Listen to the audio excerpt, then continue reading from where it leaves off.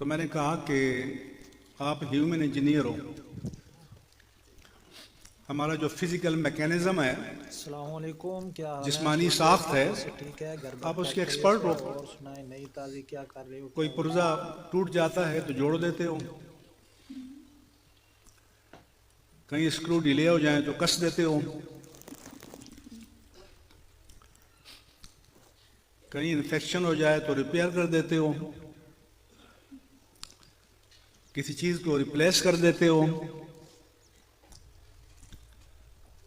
تو میں نے کہا کہ آپ ہیومن انجینئر ہیں، لیکن آپ میکینیکل اور مینٹیننس انجینئر ہیں.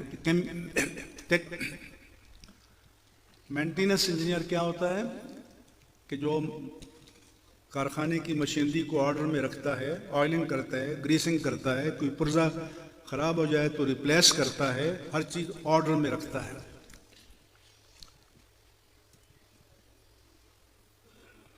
تو میں نے کہا جیسے آپ ہیومن انجینئر ہیں، اللہ کے رسول بھی ہیومن انجینئر ہیں، لیکن ایک انجینئرنگ ڈپارٹمنٹ مینٹیننس کا ہوتا ہے اور ایک پروڈکشن کا ہوتا ہے.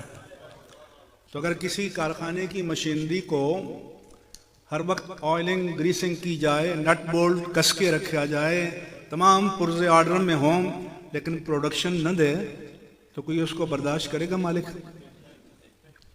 تو میں نے کہا کہ نبی جو ہے وہ پروڈکشن انجینئر ہے. آپ جسم کی تو مرمت کرتے ہو، لیکن روح کی مرمت کا آپ کے پاس کوئی نسخہ نہیں ہے. تو یہ تو نبی اب بتاتا ہے کہ اس جسم کے بنانے والے نے اس کو کس لیے بنایا ہے. یہ نبوت سے معلوم ہوتا ہے. اور میں نے کہا کہ آج کل تو ہر چیز، موبائل لے لیں، پین لے لیں، گھڑی لے لیں، چھوٹی سے چھوٹی، بڑی سے بڑی، ساتھ بک لیٹ آتی ہے، اس میں سارے ڈائیگرام چیزیں بنی ہوتی ہیں کہ اس کو آپ نے کیسے آپریٹ کرنا ہے. آپ کو انگریزی آتی ہے، بک لیٹ انگریزی میں ہے، لیکن بعض اوقات آپریٹ نہیں کر سکتے. تو میں اخبار میں پڑھتا ہوں کہ جرمنی سے، جاپان سے، امریکہ سے انجینئر آئے ہیں، ڈیمانسٹریٹ کر کے بتائیں گے. تو انسان کو بھی اللہ تعالیٰ نے اس میکینزم کو بنا کر جب بھیجا تو ساتھ بک لیٹ بھی بھیج دی. بات سمجھ میں آ رہی ہے نہیں آ رہی؟ لیکن اگر صرف کتاب آتی تو کوئی کہتا جی کتاب تو بڑی اچھی ہے، فارمولے بڑے اچھے ہیں، لیکن کیا کریں، ہمارے استعمال سے اوپر ہے.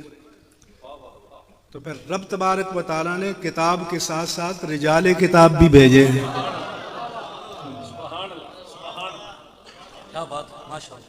تاکہ ڈیمانسٹریٹ کر کے بتائیں کہ اس کتاب پر تم نے عمل کیسے کرنا ہے، اپنی زندگی کو اس کتاب کے سانچے میں کیسے ڈھالنا ہے آپ نے. اس لیے قد جاءکم من اللہ نور و کتاب مبین، تمہارے پاس اللہ کی طرف سے ایک نور نبوت آیا اور ایک روشن کتاب آئی. کتاب بھی نور ہے، وانزلنا الیکم نورا مبینا، لیکن نور نبوت کا ذکر پہلے کیا، کتاب کا ذکر بعد میں کیا، یہ بتانے کے لیے کہ اگرچہ یہ کتاب نور ہے، لیکن اس نور سے ہدایت اس کو ملے گی جو نور نبوت مصطفیٰ کی روشنی میں سے پڑھے گا. جو مکتب نبوت میں بیٹھ کر پڑھے گا تو اس کو سمجھ میں آئے گی. اس لیے ہمارے ہاں تو خطبہ ڈھاک بٹھاتے ہیں نا، چھا جاتے ہیں. ہم آپ جیسے سامعین تو سہم جاتے ہیں، لیکن میرے آقا کی خطابت یہ نہیں تھی. میرے آقا و مولا صلی اللہ علیہ وسلم کی خطابت کیا تھی کہ کانا کلام رسول اللہ صلی اللہ علیہ وسلم کلامن فصلاً ترتیلاً. ایک حدیث میں ہے کہ اللہ کے رسول کا کلام کیسا تھا، ایک ایک لفظ جدا جدا، ترتیل ٹھہراؤ کے ساتھ بیان کرتے تھے. مجھے آپ بتائیں اگر میرے آقا و مولا نے ہر بات ٹھہراؤ کے ساتھ نہ بیان کی ہوتی تو ریکارڈنگ تو نہیں تھی نا. ایک ایک لفظ آج کیسے محفوظ ہے. بہت خوب حضرت، کیا بات ہے، ماشاءاللہ. کیوں کہ ہمیں فتح نہیں کرنا.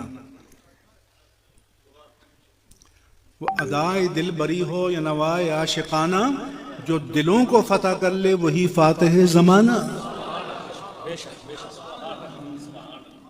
بہت خوب حضرت، کیا بات ہے، ماشاءاللہ. اس لیے بعض دماغ کے راستے دل میں اترتے ہیں، بعض دل کے راستے دماغ کو تسخیر کرتے ہیں.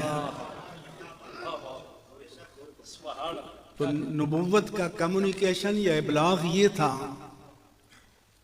صحابی بیان کرتے ہیں کہ حضور نے فلاں بات بیان کرتے ہوئے